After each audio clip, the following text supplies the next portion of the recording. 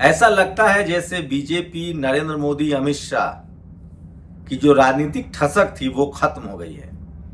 क्या ये आरएसएस पूरी तरह से नरेंद्र मोदी पर हावी हो चुका है और इसीलिए किसान समाज के, जाट समाज के उपराष्ट्रपति को हटाकर एक संघ बैकग्राउंड का आरएसएस का उपराष्ट्रपति बनाया जाएगा? और क्या इस चुनाव में को लेकर एक बड़ा समझौता हुआ है? आखिर क्यों जो कॉन्स्टिट्यूशन क्लब का चुनाव था उसमें अमित शाह के उम्मीदवार बालियान थे और राजीव प्रताप रूडी, जिसको आडवाणी और जोशी खेमे का माना जाता है, वो चुनाव जीत जाता है। दरअसल जोशी ने एक बार फिर से बड़ा हमला किया है सरकार पर। शुरुआत में जब बीजेपी सबसे बुरे वक्त में थी तो 3 बड़े नेता थे, आडवाणी, जोशी और मुरली मनोहर जोशी। तीनों ब्राह्मण समाज के। उस समय सोशल मीडिया का दौर नहीं था, लोग जातिवाद, मनुवाद पर खुलकर इस तरह से बहस नहीं करते थे। लेकिन ये तीनों उतनी बड़ी सफलता नहीं दिला पाए। उसके बाद आरएसएस ने नरेंद्र मोदी को आगे किया, गुजरात में मुख्यमंत्री बने, उसके बाद उनकी यूएसपी बनी हिंदू मुस्लिम, कई बार बैक टू बैक सत्ता में आए। उसके बाद उन्होंने पिछड़ा समाज का क्लेम किया और टीवी अखबार में एक इमेज बनाई गई कि गुजरात मॉडल, तरक्की का मॉडल, अमीरी का मॉडल। लेकिन सच्चाई क्या है? सच्चाई है कि गुजरात में असिस्टेंट प्रोफेसर की नौकरी में एडहॉक पर 30,000 रुपए मिलता है, जबकि आप बिहार और दिल्ली या किसी भी देश के राज्य में नौकरी करेंगे असिस्टेंट प्रोफेसर की तो आपको मिलेगा 90,000 रुपए। सोचिए, गुजरात मॉडल यह था कि टीचर जो बिहार में लागू हुआ था 5,000 वाला, वहां कांस्टेबल, पुलिस, प्राइवेट तमाम जगहों पर गुजरात मॉडल लागू हुआ। सोचिए, इसके बाद पूरे देश को टीवी अखबार के जरिए प्रोपगेट किया गया और सरकारी नौकरियां धीरे धीरे एडहॉक में बदल गई। लेकिन गुजरात मॉडल यही खत्म नहीं होता था। गुजरात मॉडल में सबसे खतरनाक था राजनीतिक दलों का खात्मा, विपक्षियों को खत्म कर देना, जेल में डाल देना और चुप्पी, एक एक शख्स की जासूसी कराना। जो अधिकारी सरकार के हाँ में हाँ नहीं मिला रहे थे, या तो वो जेल चले गए या उनको कूड़ेदान में डाल दिया गया। यही था गुजरात मॉडल। पत्रकारों के नाम पर चुप्पी थी, उसे पूरे देश में थोप दिया गया।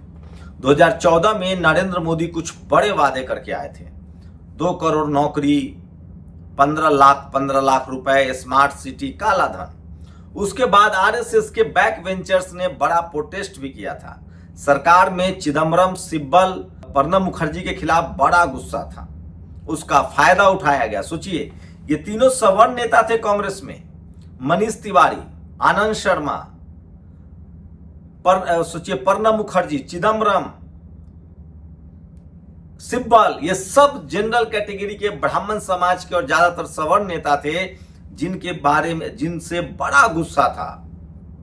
और नतीजा, बीजेपी सत्ता में आ गई और पिछड़े के नाम पर नरेंद्र मोदी सत्ता में आए। नरेंद्र मोदी ने 2019 में 27 ओबीसी मंत्री बनाकर क्लेम किया। लेकिन अब सच्चाई क्या है? सोचिए, एक चुनाव, कॉन्स्टिट्यूशन क्लब का चुनाव हारने के बाद नरेंद्र मोदी घुटने पर हैं।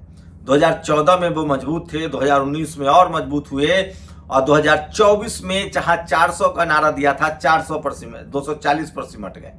आरएसएस वहीं से हावी हो गया। और आरएसएस का हावी होना मतलब जो रहा सहा जो उम्मीद है दलित पिछड़ों के लिए, वो भी खत्म हो जाना। और सोचिए, अब कहा जा रहा है कि एक कॉन्स्टिट्यूशन क्लब के चुनाव में जैसे ही आरएसएस का खेमा मजबूत हुआ, नरेंद्र मोदी पर शिकंजा कस दिया गया। पहले नरेंद्र मोदी को कहा गया, जो सूत्र बताते हैं कि आपका अध्यक्ष होगा, अगर आप प्रधानमंत्री हैं तो अध्यक्ष आरएसएस का होगा, मुख्यमंत्री हम तय करेंगे। नरेंद्र मोदी सारे फैसले राजनीतिक नफा नुकसान को देखकर करते हैं, उसमें मजबूरी में ही सही, सिंबॉलिक तरीके से ही दलित अभी भी एक मुख्यमंत्री उन्होंने नहीं बनाया है, लेकिन 3 आदिवासी मुख्यमंत्री इस देश में, जिसमें 2 बीजेपी के हैं, उड़ीसा और छत्तीसगढ़। इतना बात भी, जबकि ये लोग आरएसएस बैकग्राउंड के हैं, लेकिन ये भी बात आरएसएस को नहीं पच रहा है। अभी भी बीजेपी में 3 ब्राह्मण मुख्यमंत्री हैं, देवेंद्र फडणवीस राजस्थान के मुख्यमंत्री और असम के मुख्यमंत्री, ये तीनों ब्राह्मण समाज से हैं। लेकिन सोचिए, आरएसएस की कोशिश है कि देश का प्रधानमंत्री जनरल कैटेगरी का हो, बिहार का मुख्यमंत्री जनरल कैटेगरी का हो। ये टशन चल रहा है और नरेंद्र मोदी ने लगभग सरेंडर कर दिया है। और उपराष्ट्रपति चुनाव में वो घुटने पर हैं, इसीलिए लाल किला से वो आरएसएस की गुणगान कर रहे थे। मोहन भागवत ने शिकंजा कस दिया था कि अगर आपने आडवाणी को 75 साल पर हटाया, जोशी को हटाया, कई नेताओं को हटाया, तो आप भी हटिए, मैं भी हट जाऊंगा। अब वही आरएसएस यू टर्न मार रहा है और कह रहा है कि मैंने ऐसा कुछ नहीं कहा था। सोचिए, जो उपराष्ट्रपति के उम्मीदवार हैं तमिलनाडु से, वो बीजेपी और डीएमके का गठबंधन था तो बने हैं। ओबीसी वो क्लेम कर रहे हैं वो, लेकिन उनकी बैकग्राउंड आरएसएस की है।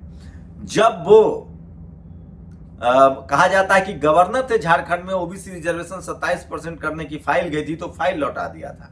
तो खैर, आरएसएस बीजेपी से क्या उम्मीद करना।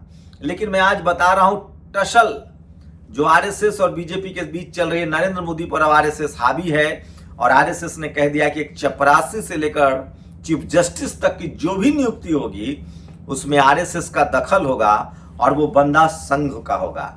और जब संघ का होगा तो कोई गलती से इक्का दुक्का एससी एसटी ओबीसी निकल आए, बाकी कौन होगा आप जानते हैं। इसी बीच आरएसएस ने लगातार सबसे ज्यादा उसने नकेल कसा है कॉलेज यूनिवर्सिटी पर। नई शिक्षा नीति ले आए हैं, कॉलेज यूनिवर्सिटी में बैकग्राउंड देख के नौकरियां दी जा रही है। दलित पिछड़े ऐसे भी कम नहीं है और सोचिए एनएफएस किया जा रहा है। इक्का दुक्का कोई दलित पिछड़ा जो एग्जिस्ट कर रहा था उसकी भी मुश्किलें बढ़ रही है। लक्ष्मण यादव, ऋतु, डॉक्टर रतनलाल, आपने सब परिस्थितियां देखी है। तो आरएसएस कॉलेज यूनिवर्सिटी पर शिकंजा कस चुका है। जुडिशियरी में उसकी पहले ही भरमार है। ब्यूरोक्रेसी में तो पूछिए मत। अखिलेश यादव को टोटी चोर उसी जातिवादी संघी ब्यूरोक्रेसी के लोगों ने बनाया था। वो कौन जातिवादी मनुवादी होंगे आप समझ सकते हैं। तो आरएसएस ने पूरे देश को लगभग कंट्रोल कर लिया है। लेकिन इसी बीच एक अच्छी खबर यह है कि अब नरेंद्र मोदी और अमित शाह की बन नहीं रही। सोचिए, अब ये खबर चल रही है, एक अखिलेश जी के सवर्ण सांसद हैं राजीव राय, अमित शाह उनको फोन करते हैं, उम्र बधाई देते हैं। बधाई देने के बाद वो पूछते हैं कि आपकी उम्र कितने साल की है। वो कहता है कि मेरी उम्र तो ऐसे 53 की है, लेकिन ऑफिशियली मैं 56 का हूं। तो क्या चुनाव लड़ने के लिए उम्र बढ़ाई गई थी? पंकज झा जो सीनियर पत्रकार है उन्होंने सवाल पूछा है। लेकिन सवाल वही है, इस देश में जातिवाद मनुवाद कितना खतरनाक है वो समझिए। कौन ऐसा पार्टी नहीं है जिसमें आरएसएस के स्लीपर सेल नहीं है? ये सबसे बड़ी बात है। क्यों? इस देश में ज्यादातर जो जातिवाद और मनुवाद को मानते हैं वो आरएसएस के समर्थक तो हैं ही। सवर्ण समाज खुलकर आरएसएस के साथ खड़ा होता है, चाहे पार्टी कोई हो। आप सोचिए, अखिलेश यादव के सवर्ण विधायकों ने इसी तरह से धोखा दिया था, आरजेडी के सवर्ण विधायकों ने इसी तरह से धोखा दिया था। और समझिए, जो सवर्ण विधायक पार्टी के सगे नहीं है वो क्या दलित पिछड़े किसान आदिवासी अल्पसंख्यकों का कोई काम करेंगे? अब ये दलित पिछड़े नेताओं पर है कि वो इस खेल को समझ पाते हैं या नहीं। ये सबसे बड़ा सवाल है जो मैं आपके बीच छोड़ के जा रहा हूं। क्या किसी भी पार्टी में जो सवर्ण नेता है, क्या वो दलित पिछड़े किसान आदिवासी अल्पसंख्यकों का भला कर पाएंगे? अब तक high court, supreme court, media, judiciary में कहीं भी इस तरह के चीजें नहीं दिखी है। सोचिए, अभेद किला है मीडिया। दलित पिछड़े किसान आदिवासी अल्पसंख्यक जब सीएम बन जाते हैं तो क्या दुर्गति होती है।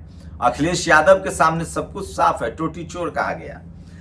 और सोचिए, वहीं नरेंद्र मोदी के जब आरएसएस, जब नरेंद्र मोदी का सगा नहीं है, जब नरेंद्र मोदी और अमित शाह को घुटने पर ला दिया गया, उस आरएसएस ने, जिसको नरेंद्र मोदी ने बीजेपी को जिताया, 10 साल तक सत्ता में रखा, दर्जनों राज्य जिताए, उसके बावजूद नरेंद्र मोदी पहली पसंद तो आरएसएस के नहीं लगते हैं। अब वो उपराष्ट्रपति के चुनाव में आरएसएस के सामने झुक गए हैं, घुटना टेक दिया है, नहीं तो इस चुनाव में भी उनको हार का सामना करना पड़ता।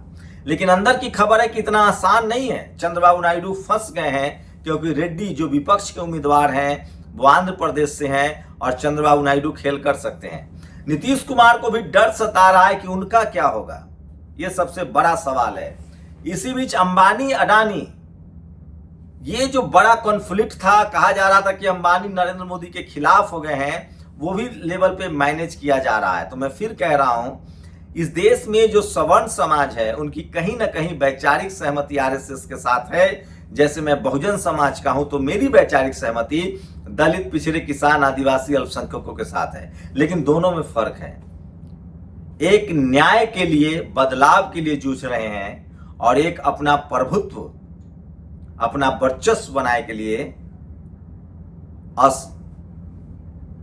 नकेल कस रहा है। इसी बीच बीएसपी के लिए बड़ी खबर है। आकाश आनंद के रिश्ते में ससुर पूर्व सांसद और बहुजनवादी नेता अशोक सिद्धार्थ जो हैं, उनकी बीएसपी में वापसी हो गई है। ये सबसे बड़ी खबर है आज की पॉलिटिकल खबरों में। तो आप लोग अपनी प्रतिक्रिया जरूर दीजिए कि क्या जो आरएसएस प्रधानमंत्री नरेंद्र मोदी का नहीं हुआ, क्या वो बहुजन समाज का होगा? सोचिएगा जरूर। शुक्रिया। नेशनल दस्तक की आपसे गुजारिश है कि अगर इसको बचाना चाहते हैं तो नेशनल दस्तक को सब्सक्राइब करने के लिए रेड कलर के सब्सक्राइब बटन को दबाएं, फिर बेल आइकन की घंटी दबाएं। नेशनल दस्तक को बचाने के लिए बहुत जरूरी है कि हर खबर को शेयर करें, लाइक करें, कमेंट जरूर करें।